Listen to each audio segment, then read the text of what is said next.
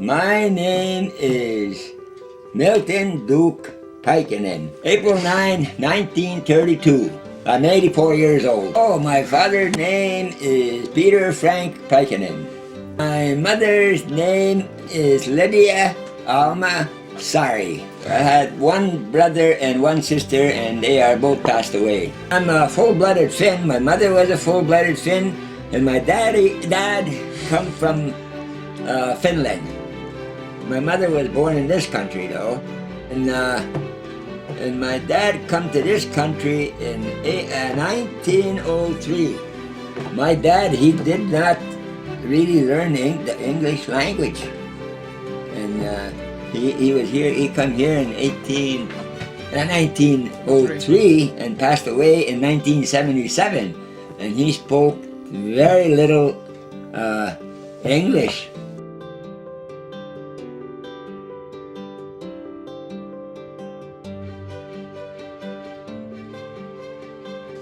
I didn't really care for school.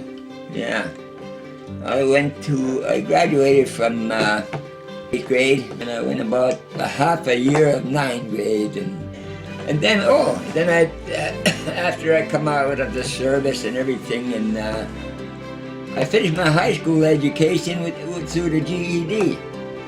Matter of fact, most of my my school days at night were at Houghton High School. Yeah, for 1 year.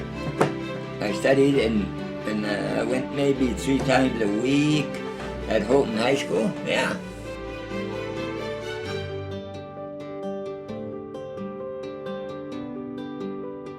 I would say fair student. I mean, I love math. I loved math always, and but the rest of the subjects, like, no way.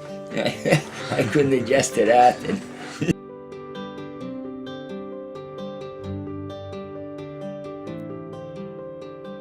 I used to belong to a little gang called Evergreen Street.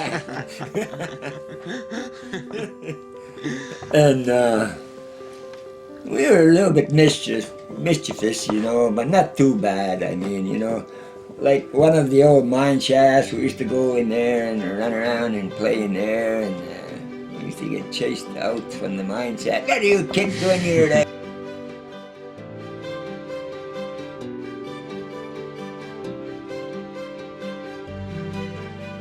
Oh, I loved ice fishing.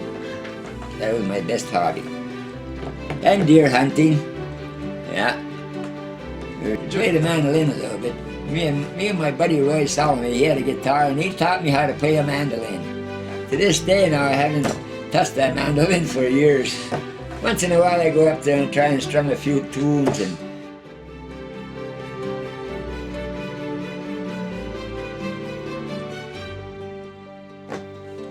how many girlfriends? I don't know. Not too many. I had one particular before I met my wife, and maybe about 2, but one particular before I met my wife. Yeah.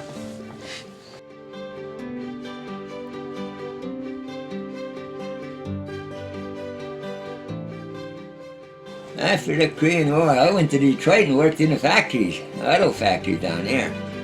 Yeah. Then the work slowed up, and I come back up here, and then I went in the mines, worked in the copper mines.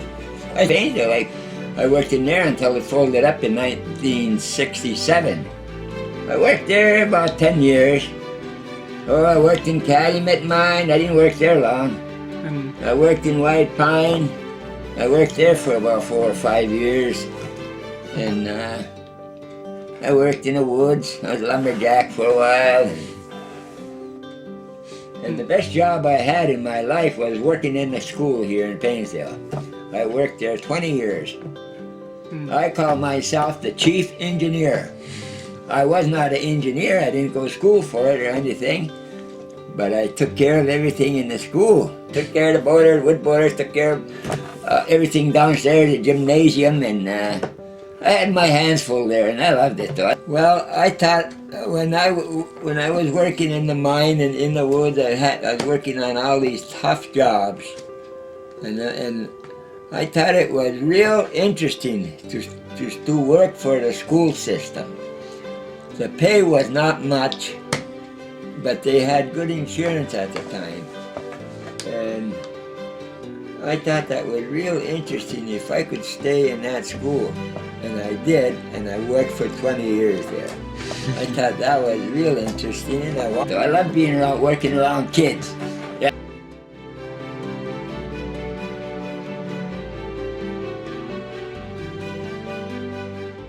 My wife lived with her grandma a couple houses down, and she used to always go visit my mother.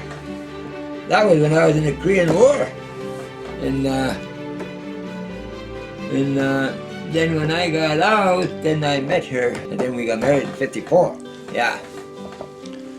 I have a wonderful family. I have 5 daughters and 1 boy.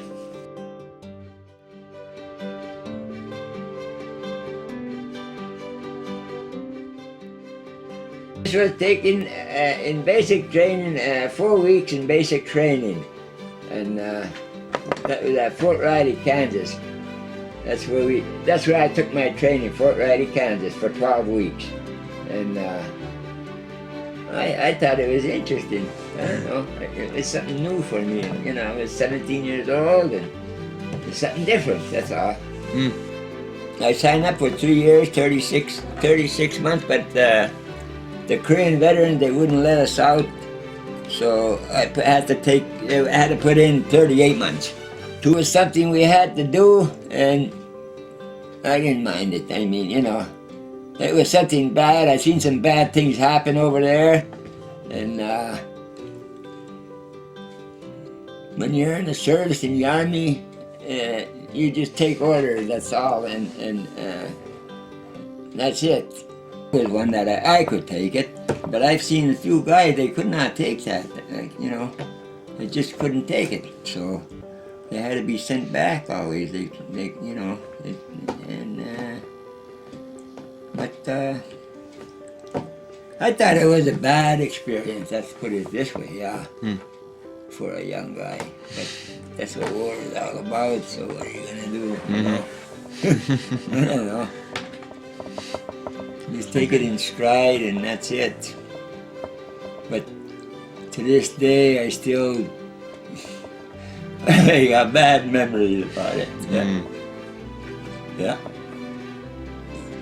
For the people that aren't here anymore. Yeah.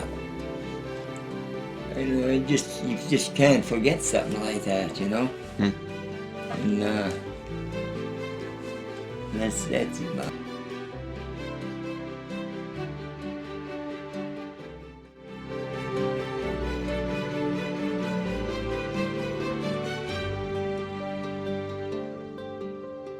We went 2 years ago.